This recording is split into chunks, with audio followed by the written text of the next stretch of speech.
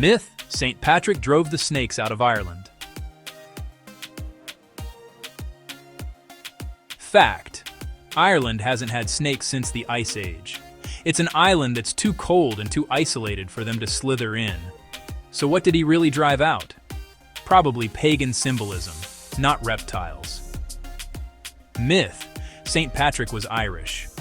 Fact: he was likely born in Roman Britain in the late 4th century, kidnapped by Irish raiders, enslaved as a shepherd, escaped, chose to return as a missionary.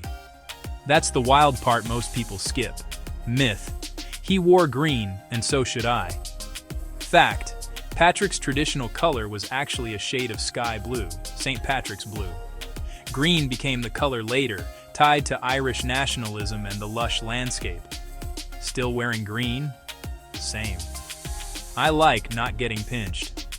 Myth: the Shamrock explained the Holy Trinity. Fact: he never wrote that. The Shamrock as teaching prop shows up centuries later. Patrick left only 2 surviving works, his Confessio and a letter, no Shamrock lesson inside. The plant did become a national badge by the 18th century, though. Myth: St. Patrick's Day is an ancient Irish street party. Fact: for centuries in Ireland it was a religious feast day. Quiet, reflective, often during Lent.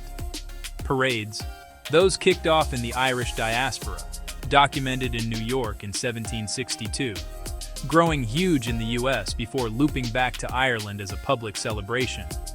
Myth: leprechauns are part of Patrick's story. Fact: different lane. Leprechauns come from broader Irish folklore, crafty shoemakers with hidden gold. Fun? Absolutely. Historically linked to Patrick? Not really. Myth: he was officially canonized by a pope. Fact: early saints weren't always formally canonized. Patrick's sainthood is by acclaim and tradition, not a later Vatican ceremony. More cool bits: March 17th marks the day of his death, not his birth. The Celtic cross likely blends Christian symbolism with earlier motifs. And dyeing rivers green? That's a 20th century Chicago tradition that started with plumbing dye. So if you're celebrating today, whether with soda bread, a parade, or a quiet toast, remember the real arc. A kidnapped teen, a daring escape, and a decision to return with a mission that reshaped a culture. No snakes required.